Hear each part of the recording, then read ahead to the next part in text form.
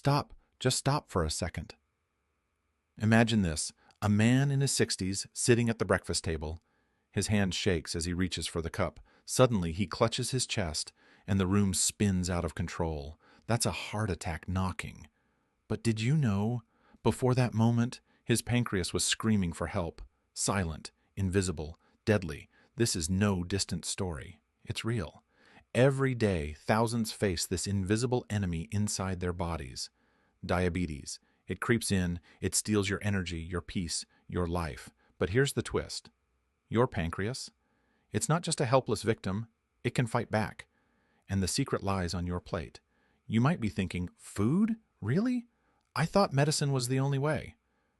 No, this is different. This is power you hold in your hands, literally. Because what you eat, every single bite, sends a message to your pancreas. Keep going, or stop. And if you're feeding it the wrong stuff, well, that's like throwing gasoline on a fire. The fire that could burn your body down. Listen closely. Because this is what nobody tells you loud enough. Diabetes doesn't strike like a thief in the night. It's a slow burn, a betrayal. It's your pancreas waving a red flag, but it's so subtle you miss it. Fatigue, thirst, blurry vision, easy to ignore. Until the damage piles up. You know what makes this worse? The myths, the old advice, the just cut sugar nonsense. Yes, sugar is bad, but that's the start, not the whole story. What if I told you the right foods don't just stop the damage? They can actually rebuild your pancreas, like a phoenix rising from ashes. Think about it. Your pancreas is a tiny organ tucked behind your stomach, working 24/7 to balance your blood sugar. It's the unsung hero, the referee in your body's most delicate game. And if it fails, the whole system crashes. So, what if today you start sending it the right signals? What if every meal became a message of healing, not harm? This isn't a fantasy, it's science, proven, tested, ready for you to use, but beware. Not all foods are created equal. Some are quietly sabotaging your pancreas while masquerading as healthy. Others are champions, ready to heal and protect. The difference? Knowledge, awareness, action. Let me tell you, this battle against diabetes isn't about deprivation. It's about choosing wisely. It's about reclaiming control over your health and your future. And the clock is ticking. You ready? Because what comes next might just change everything you thought you knew about food and your pancreas. He was like many of us, busy, tired, and convinced that his body would just keep going. Meet George, a retired schoolteacher, loving his morning coffee, weekend barbecues, and that quiet routine he'd built over decades. He didn't think much about his pancreas. It was just there, doing its job, invisible. But then, something changed. It started small. He felt thirsty all the time, more than usual. Probably just the heat, he told his wife. Then came the fatigue. Not the usual tired after a long day. No, this was bone-deep exhaustion, like his energy had been quietly drained overnight. Maybe I'm getting old, he joked. But inside something was wrong. George ignored it. Because who has time to slow down? Not him. Not yet. He kept going, until the day he woke up dizzy, almost falling getting out of bed. I just stood up, and then everything went black, he said later. The panic in his voice? Real. Scary. A trip to the doctor confirmed the truth. Type 2 diabetes. The word hit him like a punch. Me? Diabetes? He remembered watching his father suffer complications, blindness, dialysis, and he swore that wouldn't be his story. But here's the catch. George didn't just accept it. No, he felt betrayed. Angry. How did I let this happen? He dove into research, feeling overwhelmed. Pills, injections, diets that felt like punishments. But then he found something different, something hopeful. A nutritionist told him, George, your pancreas can heal, but only if you stop beating it up with the wrong foods. Imagine that. Not just managing diabetes, but fighting it, reversing some damage. George wanted that fight. He started small, swapping white bread for oats, cutting down soda. even when his hand reached for it out of habit.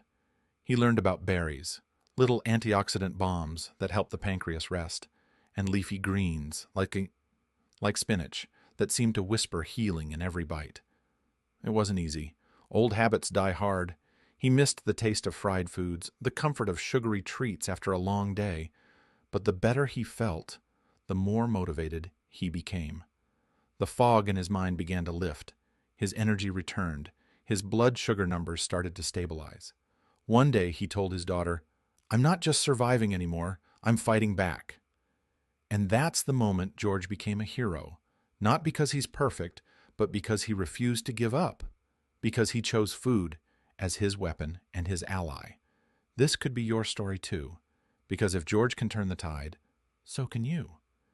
The pancreas is fragile, but it's resilient, and with the right choices, it can fight back. It's waiting for your signal. What's next?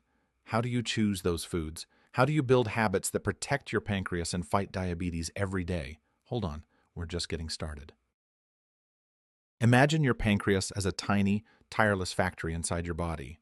Its main job, producing insulin, the hormone that's like a key, unlocking your cells to absorb sugar from the blood and turn it into energy.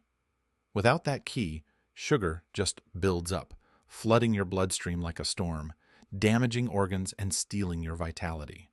Now, picture what happens when this factory starts to falter. It's not just a switch flipping off. It's like the machinery inside the pancreas begins to rust, gears grinding slower, workers tired and overwhelmed. This happens because of something called insulin resistance. Your cells stop responding to insulin properly, so the pancreas has to work overtime, producing more and more insulin to keep up. But here's the catch. The pancreas can't keep this up forever. It's not an infinite well of energy. The overwork wears down the special cells, beta cells, that make insulin. They get exhausted, inflamed, even damaged. Think of it as a team in a factory pulling double shifts without rest. Eventually they break down. This process doesn't happen overnight. It's slow, sneaky. That's why diabetes can creep in quietly for years before it's diagnosed. Your blood sugar rises, your body struggles to keep up, and the damage inside mounts to blood vessels, nerves, even your eyes and kidneys. But what's driving this overload on the pancreas? One big culprit is what you eat. Not just sugar, but refined carbs, processed foods, and unhealthy fats. These foods spike blood sugar rapidly, forcing the pancreas to pump out huge amounts of insulin repeatedly. Imagine feeding a fire with dry wood. It flares up, then burns out the fuel fast. Now, here's where it gets hopeful. Certain foods act like firefighters. They cool down the inflammation inside the pancreas. They support the health of those beta cells. They slow down the sugar spikes and reduce the strain on the pancreas. Foods rich in antioxidants, fiber, and healthy fats create an environment where your pancreas can rest and even repair itself. Take fiber, for example. It's like a traffic cop slowing down how fast sugar enters your bloodstream. Slower sugar release means less demand on insulin. Then there are antioxidants, those little warriors found in berries, nuts, and green leafy veggies, that fight off the oxidative stress, the cellular damage that's slowly wearing your pancreas down. Healthy fats, like those in olive oil and fatty fish, don't just fuel your body. They help control inflammation, another enemy of your pancreas. So, it's not magic, it's biology. The food you choose changes the battlefield inside your body. It's the difference between pushing your pancreas to the brink and giving it a chance to heal. That's why understanding the science behind your pancreas and insulin is key, because knowledge turns fear into power. And power, that's your first step toward fighting diabetes, not just managing it. Ready for the next part? I'll show you the exact foods that can become your pancreas's best friends. Let me tell you about Sarah. She was a busy grandmother, always rushing between errands, grandkids, and her little garden. She loved her morning toast with butter, a simple comfort. But one day, her doctor warned her, "Your blood sugar's creeping up. You need to change something." Sarah felt overwhelmed. What could she do? First, she swapped that toast for oatmeal. Not just any oatmeal, steel-cut oats packed with fiber. The difference? Like switching from a sprint to a steady jog. Instead of blood sugar shooting up like a rocket, it rose gently, giving her pancreas a much-needed break. Sarah noticed she wasn't crashing mid-morning anymore. No shaky hands or sudden hunger pangs. That simple swap bought her pancreas peace. Now, here's what's tricky. It's easy to think, I'll just skip the carbs. But that's dangerous. Sarah almost fell into that trap, cutting bread completely and feeling weak and tired.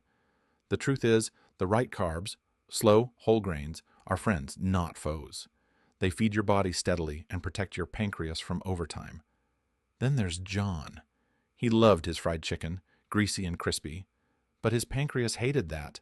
Unhealthy fats are like grime clogging the factory's gears. John's doctor warned him, these fats cause inflammation. Your pancreas is under attack. John wasn't ready to give up flavor, so he started small. Grilled fish replaced fried chicken twice a week. He added avocado and nuts, good fats that lubricate, not clog. The change? His energy soared and his blood sugar numbers finally started to listen. Here's a shocker. Not all fats are enemies. It's about quality. Sarah and John learned that healthy fats calm the fire inside, protect the insulin-producing cells, and help your whole body stay balanced. Finally, meet Maria. She loved sweets, especially after dinner.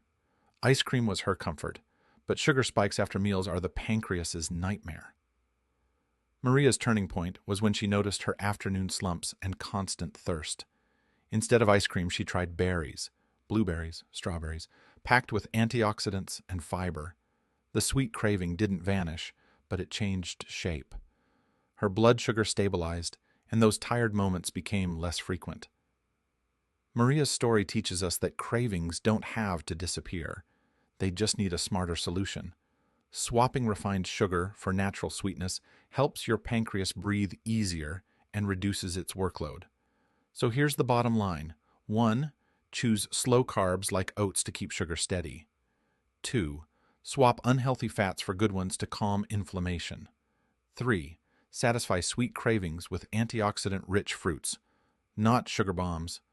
These aren't just tips. They're stories of real people fighting back. And they show us one thing. Every meal is a chance to help your pancreas heal. Look, I get it. This journey feels like a mountain sometimes. You're standing at the base, looking up, wondering if you can make it. But here's the truth nobody tells you loud enough. You already have everything it takes inside you. Your pancreas? It's tougher than you think. Resilient. Ready to fight back. It's waiting for your signal. Your choice. Every bite you take is a message. A chance to heal, to reclaim control, to rewrite your story. You don't have to be perfect. None of us are. George stumbled. Sarah struggled. John hesitated. Maria doubted. But they kept moving forward. And so can you. Picture this. Waking up with energy, not exhaustion. Feeling strong in your body and clear in your mind. Not because of some miracle pill, but because you made the choice to nourish yourself right, to respect your body, to listen to what it really needs. This isn't about age, it's about action. It's about love for yourself, your family, your future. The fight against diabetes isn't a lonely battle. It's a journey millions walk every day. And it starts with that very next meal. So, what will it be? More of the same?